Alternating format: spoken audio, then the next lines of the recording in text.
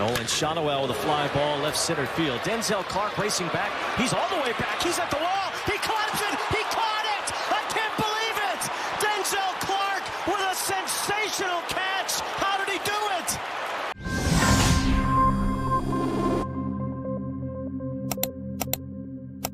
Okay, let's dive in. You got to picture this.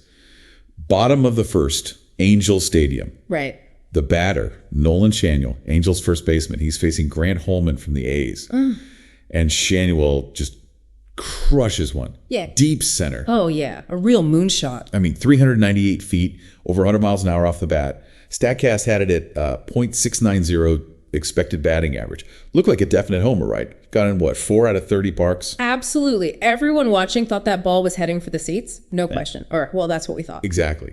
Because then you see him, Denzel Clarke, a center fielder. He turns, he's sprinting back, tracking this thing the whole way. Full tilt. He gets to the wall. And this is the crazy part. He doesn't just jump. He actually starts climbing the wall. Like, uses the fence itself to get higher. Unbelievable. Gets his glove, maybe his whole upper body clear over the fence, snags it, and somehow pulls it back in as he lands. Just, wow. And the reactions, they tell the whole story, don't they? Schanuel at first, just standing there, hands on his head. Like he couldn't believe it. Totally frozen. And Holman on the mound. Same exact pose. Pure shock. Yep. And Clarke. After he lands, this huge roar, flexing. You could feel the adrenaline. It was one of those moments that just pauses everything. It was absolutely jaw-dropping. People were saying, like Spider-Man robbing a home run. It felt like that. Yeah, that comparison kept popping up. And here's the thing. This wasn't just some fluke, amazing play out of nowhere. That catch, June 9th against the Angels, it's just the latest highlight, maybe the most spectacular one yet, in this like rapid fire series of incredible defensive plays from this rookie, Denzel Clarke. It really is. We've been looking through a ton of stuff for this deep dive. You know, The Athletic, SI, Yahoo, ESPN, MLB.com, USA Today, like all the big outlets, they are all talking about this guy. So today that's what we're doing. We're digging into all these sources. We want to figure out, okay, who is Denzel Clarke? What is it that makes his defense so good? And, you know, why is his emergence such a big story right now? Right. So let's get some basics down first. Clarke, he's 25, rookie center fielder. And get this, that Angels game, the one with that catch, yeah, that was only his 16th game in the majors. 16th. He literally just got called up from AAA on May 23rd. Wow. So barely 2 weeks in the show, and he's making plays people are calling the catch of the year. That's wild. Mm-hmm. He was an A's draft pick, 4th round, back in 2021. Came out of Cal State Northridge, moved up pretty quick, actually played in the Futures game in 2022. Okay, so he's been on the radar. Definitely. And speed, that's always been his calling card. Known for it in the minors, stole 36 bases in AA just last season. And you can totally see how that speed plays in center field, his range. Absolutely. You see it on plays like the ones he was making even before this Angels catch. Yeah. Like you said, this wasn't overnight. Just, 3 days before, June 6th, he made another crazy running catch against the Orioles. Yeah, that one at Sutter Health Park, their temporary place. He went full speed right into the wall, making that grab. Looked painful. Looked really rough.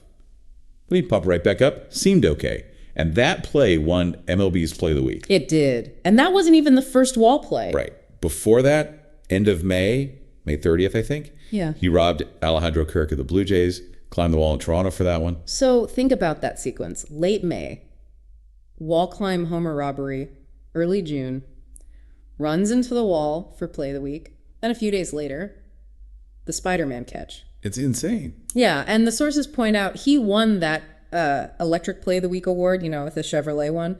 He won it the 2 weeks before the Angels catch. 2 weeks in a row. 2 weeks in a row. And everyone basically expects him to win it again for the Angels catch, making it 3 straight.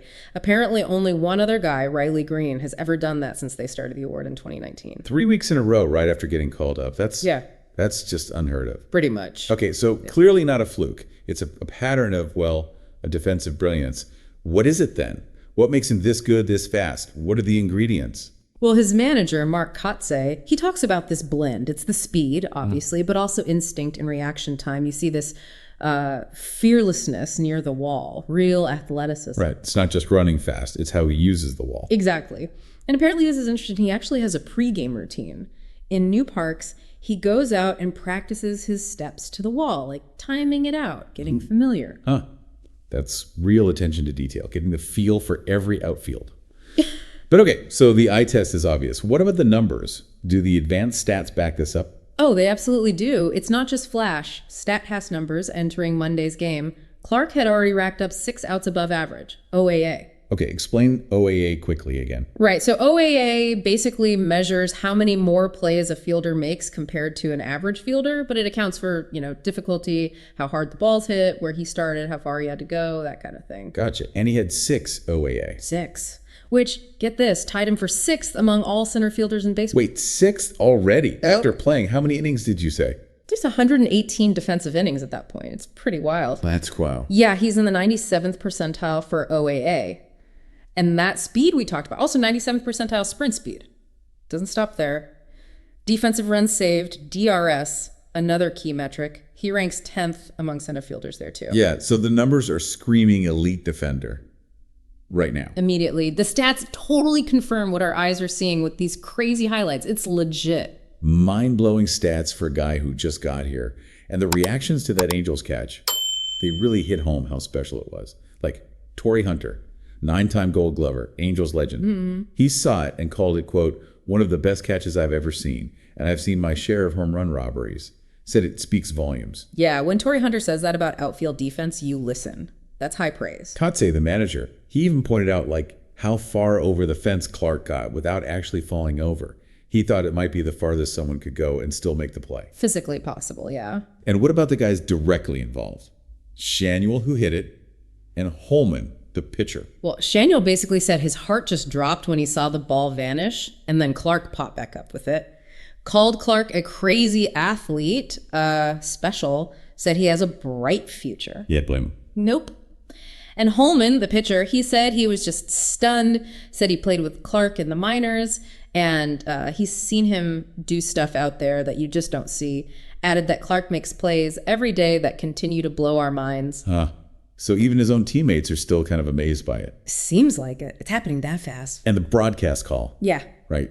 Jenny Cavnar and Dallas Braden for the A's, awful announcing picked up on it because it was just pure shock and excitement. Oh, yeah. An oh my God moment, Cavnar yelled. And Braden, he had that great line. I've seen the list of the greatest catches. If you don't have room for this one on your list, we're watching 2 different sports. Love that. You could feel the energy, even if, some people online gave him grief for talking over the replay. Right, but that raw reaction, I think it just shows how genuinely stunning the play was, even for the pros watching it live. Absolutely.